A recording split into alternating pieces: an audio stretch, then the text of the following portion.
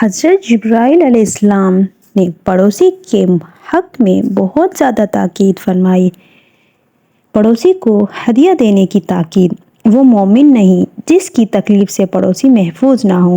کوئی پڑوسی اپنے پڑوسی کے ہدیے کو حقیر نہ سمجھے۔ بسم اللہ الرحمن الرحیم۔ السلام علیکم ناظرین گرامی، امید ہے کہ آپ خیریت سے ہوں گے۔ حضرت عبداللہ بن عمر اور حضرت عائشہ رضی اللہ عنہ سے روایت ہے، آپ صلی اللہ علیہ وآلہ وسلم نے ارشاد فرمایا، جبرائیل امین علیہ السلام ہمسائے کے متعلق ہمیشہ ہی مجھے وصیت کرتے رہے، یہاں تک کہ میں نے خیال کیا وہ اس کو وارث ہی بنا دیں گے۔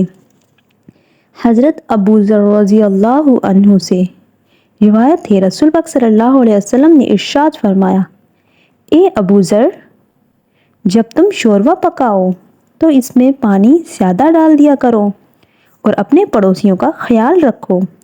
ایک روایت میں آیا ہے، ابو ذر رضی اللہ عنہ سے مروی ہے، میرے دوست رسول اللہ صلی اللہ علیہ وسلم نے مجھے تاکید فرمائی کہ جب تم شوربہ پکاؤ تو اس میں پانی ڈال دو، پھر اپنے پڑوسی کے اہل بیت کا خیال کرو اور ان کو سے اچھے انداز کے ساتھ دیا کرو۔ اس سے معلوم ہوا ہے کہ پڑوسیوں کو چاہیے کہ پڑوسیوں کو ہدیہ دیتے رہا کریں۔ اگر تم بھی غریب ہو اور تم پڑوسی کو ہدیہ پیش نہیں کر سکتے تو کم سے کم اتنا تو ضرور کر سکتے ہو کہ جو کھانا گھر پر پک رہا ہے اسی میں سے کچھ پانی ڈال دو اور پھر اس میں سے کچھ پڑوسی کو دے دو، اور پڑوسی خواہ مسلمان ہو یا کافر ہو تب بھی اس کے ساتھ صلہ رحمی کا حکم ہے۔ حضرت ابو ذر رضی اللہ عنہ سے روایت ہے، جناب رسول اللہ صلی اللہ علیہ وآلہ وسلم نے ارشاد فرمایا، اللہ پاک کی قسم مومن نہیں، اللہ کی قسم مومن نہیں، اللہ کی قسم مومن نہیں۔ سوال کیا گیا، یا رسول اللہ صلی اللہ علیہ وسلم کون مومن نہیں؟ فرمایا، وہ شخص مومن نہیں جس کے پڑوسی اس کی شرارتوں سے محفوظ نہیں۔ محدثین فرماتے ہیں کہ اعلیٰ درجہ یہ ہے کہ جو دوسری روایت میں آتا ہے کہ پڑوسیوں کا اکرام کر دیا جائے، اس کی طرف احسان کرو، اور اگر یہ اعلیٰ درجہ نہیں کر سکتے تو کم سے کم ادنیٰ درجہ یہ ہے، حدیث والا میں فرمایا گیا ہے کہ کم سے کم پڑوسیوں پر ظلم نہ کرو۔ اس سے معلوم ہوا کہ پڑوسیوں کو دکھ پہنچانا اتنا بڑا جرم ہے کہ انسان اس جرم کی وجہ سے جنت سے محروم ہو جائے گا۔ حضرت ابو ہریرہ رضی اللہ عنہ کی روایت ہے، آپ صلی اللہ علیہ وآلہ وسلم نے ارشاد فرمایا، اے مسلمان عورتوں، اپنی پڑوسن کے لیے کوئی چیز حقیر نہ سمجھو، اگرچہ بکری کا ایک کھر ہی ہدیے میں بھیجو۔ اس حدیث سے معلوم ہوتا ہے کہ پڑوسی کو وقتاً وقتاً اتنی حیثیت کے اعتبار سے ہدیہ دیتے رہا کریں۔ امیر اپنے شان اور ہدیے میں متعلق، اور اگر غریب ہے تو یہ نہ سوچے کہ میں کیا ہدیہ دوں گا۔ مبالغے کے طور پر کہا جا رہا ہے کہ بکری کا کھر ہی دے دو۔ اس حدیث سے محدثین فرماتے ہیں کہ ایک طرف تو اس میں دینے والوں کو ترغیب ہے کہ کچھ نہ کچھ دیا کریں، اور دوسری طرف لینے والے کو بھی ترغیب دی جا رہی ہے کہ کوئی بھی ہدیہ پہنچائے اس کا انکار نہ کیا کرو، قبول کر لیا کرو۔ حدیث میں عورتوں کو ہی مخاطب کیوں بنایا گیا ہے؟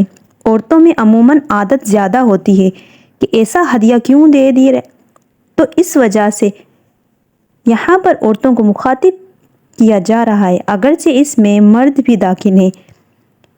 ایک دوسری روایت میں آتا ہے، اے مسلمانوں کی عورتیں، اے مسلمان کی عورتوں، ہدیہ دو، اگر بکری کا کھر ہی کیوں نہ ہو۔ حضرت ابو ہریرہ رضی اللہ عنہ سے روایت ہے، آپ صلی اللہ علیہ وسلم نے فرمایا، کوئی پڑوسی اپنے پڑوسی کو اپنی دیوار پر لکڑی گاڑنے سے منع نہ کرے۔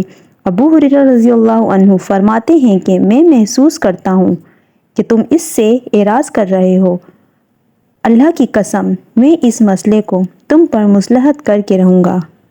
یہ عموماً گاؤں دیہاتوں میں ہوتا ہے، جہاں پر عموماً دو پڑوسیوں کے درمیان ہی ایک پختہ دیوار ہوتی ہے اور دونوں پڑوسیوں کی الگ الگ دیوار نہیں ہوتی۔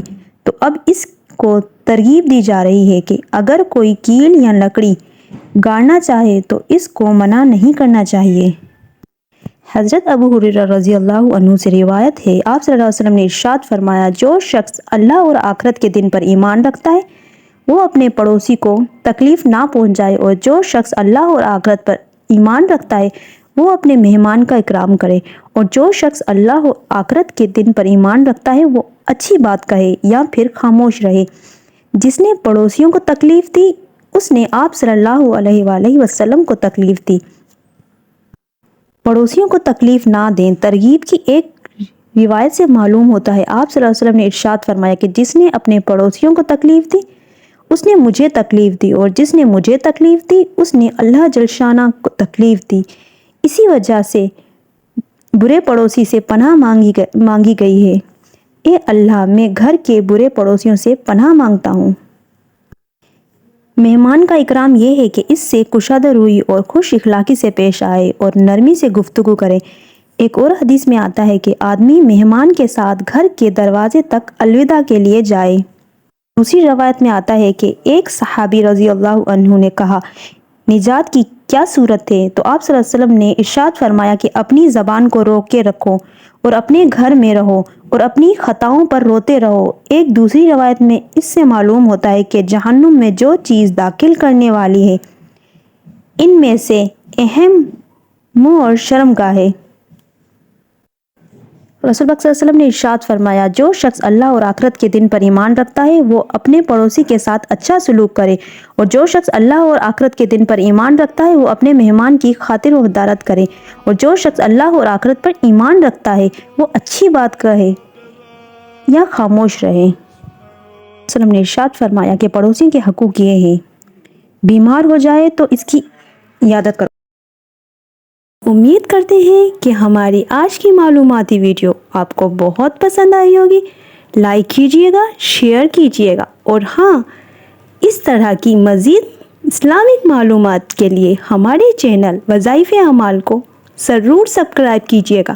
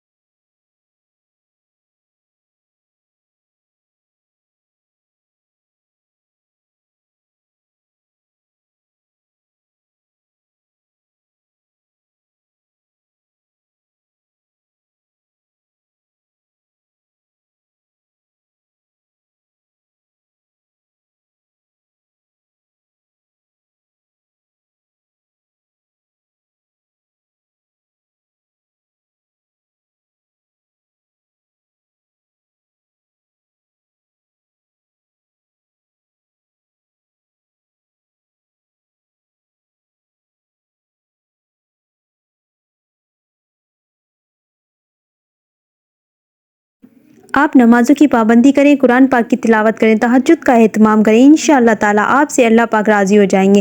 اللہ پاک ہمیں دین کی مکمل سمجھ عطا فرمائے اور ہمیں نیکوکاروں میں شامل کرے۔ اللہ پاک میری اور آپ کی بخشش فرمائے۔ امید کرتے ہیں کہ ہماری آج کی معلوماتی ویڈیو آپ کو بہت پسند آئی ہوگی۔